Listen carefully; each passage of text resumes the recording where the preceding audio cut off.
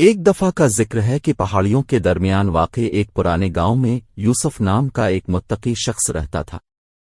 وہ اپنے اٹل ایمان اور اپنے مہربان دل کے لیے جانا جاتا تھا، ضرورت مندوں کی مدد کے لیے ہمیشہ تیار رہتا تھا۔ گرمی کے ایک دن جب یوسف اپنے باغ کی طرف دیکھ رہا تھا، اس نے اپنے انگوٹھے پر اچانک چبھن محسوس کی۔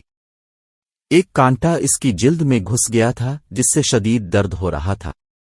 اگرچہ زخم چھوٹا تھا، لیکن اس نے اسے وہ حدیث یاد دلائی جو اس نے اکثر سنی تھی، مسلمان پر کوئی مصیبت نہیں آتی مگر یہ کہ اللہ اس کی وجہ سے اس کے کچھ گناہوں کا کفارہ بنا دیتا ہے، اگرچہ اسے کانٹا چبھتا ہو۔ یوسف نے اپنی قسمت پر لعنت نہیں کی اور نہ ہی کانٹے کی طرف ناراضگی محسوس کی۔ اس کے بجائے اس نے آسمان کی طرف دیکھا اور اللہ کی حکمت کے لیے شکر گزاری کی دعا کی۔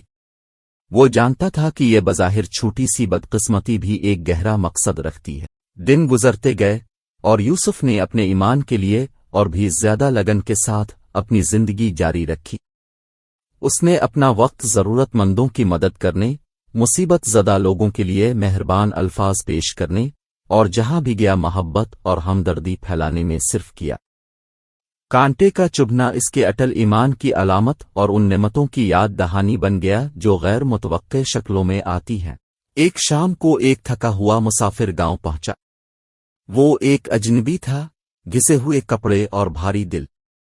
یوسف نے زندگی کی آزمائشوں سے بوجھل کسی کی شکل کو پہچانتے ہوئے اسے اپنے عاجز گھر میں مدعو کیا۔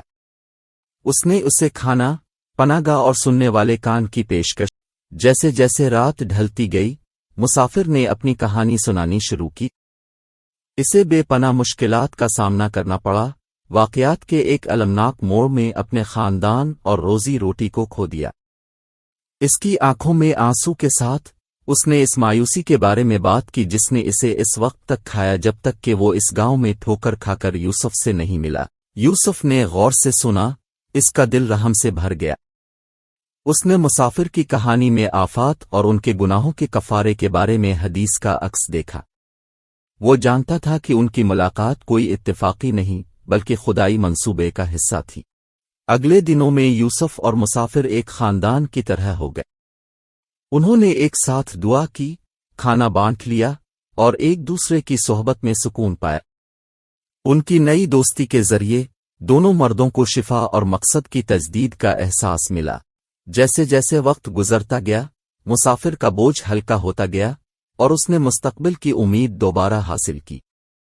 جب اس نے اپنا سفر جاری رکھنے کا فیصلہ کیا تو وہ شکر گزاری سے بھرے دل کے ساتھ اور اس احسان کو آگے بڑھانے کے وعدے کے ساتھ روانہ ہوا جو اسے ملا تھا۔ یوسف نے بھی تکمیل کا گہرا احساس محسوس کیا۔ وہ جانتا تھا کہ کانٹے کا چبھنا محض ایک حادثہ نہیں تھا بلکہ ایمان کا ایک چھوٹا سا امتحان تھا جو ایک عظیم نعمت کا باعث بنا تھا۔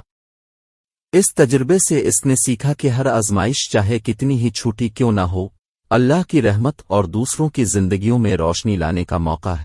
اور اس طرح یوسف اور کانٹے کی نعمت کی کہانی گاؤں میں ایک پیاری کہانی بن گئی، ایمان کی طاقت، ہمدردی اور چھپی ہوئی نعمتوں کا ثبوت جو اکثر زندگی کی آزمائشوں سے نکلتی ہے۔